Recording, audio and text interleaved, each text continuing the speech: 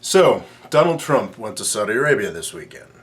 It's tremendously frustrating for me to watch this. I've spent the past month and a half producing videos and the past 2 years researching the topic of the US-Saudi relationship.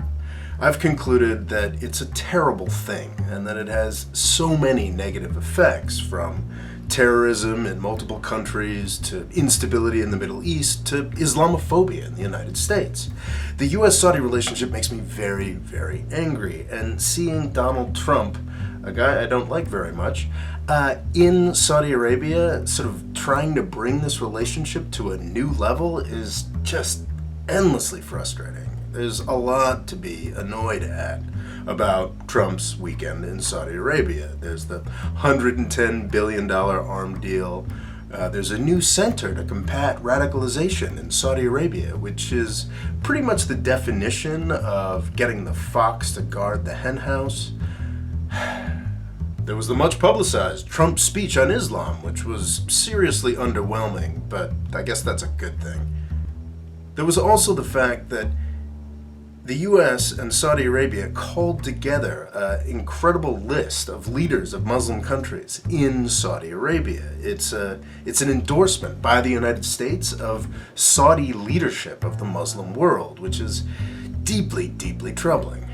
Now, this is not going to be a video about Donald Trump, because as annoying as all of the things that he did in Saudi Arabia were, and they were annoying and ridiculous, they weren't really all that uncharacteristic. Sure, there were particular infelicities and mistakes that could only have been made by Donald Trump and the Trump administration.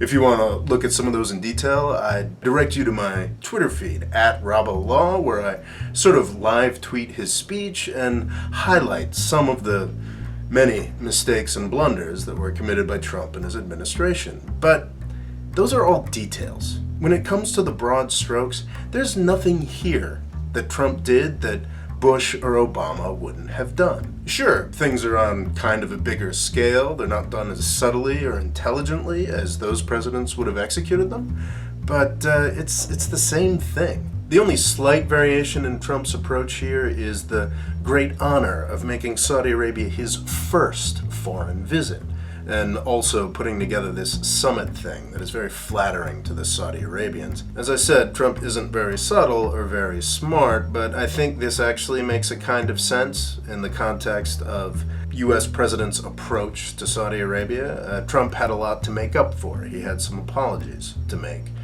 He actually said stuff about Saudi Arabia in the campaign, which I loved, and he certainly talked about Muslims a lot. So this bit here is sort of his massive brown-nosing to the Saudi Arabians to make up for all that stuff and forget all the nasty stuff that he said. It's back to business as usual. As I've said before, I think we're arriving at a moment where Donald Trump is just executing the same foreign policy that Hillary Clinton would have, but dumber.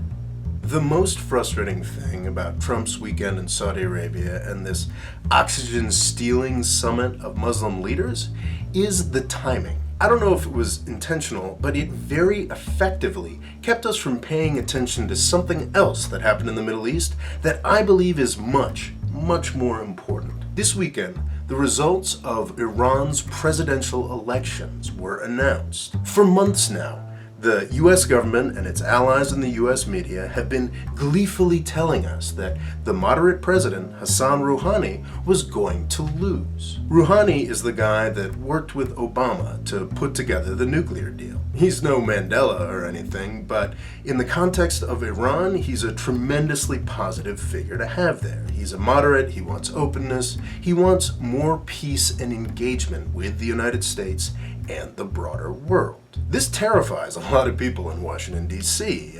They don't want this to happen.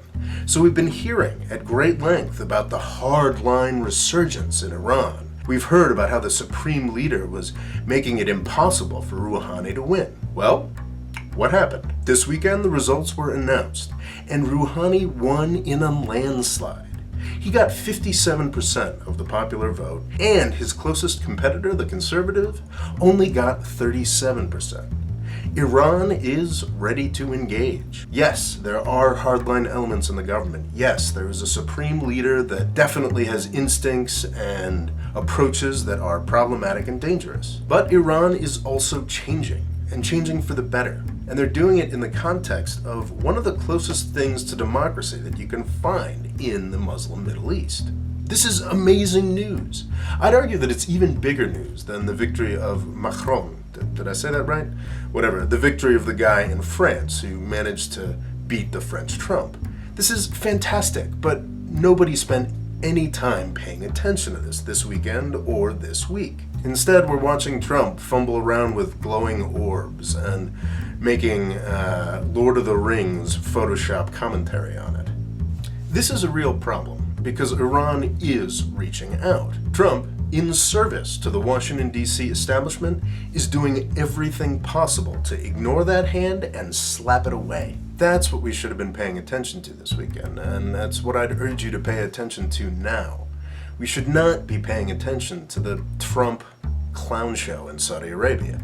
We should be paying attention to the incredible changes that are happening in Iran right now and the potential for peace in the region that they bring.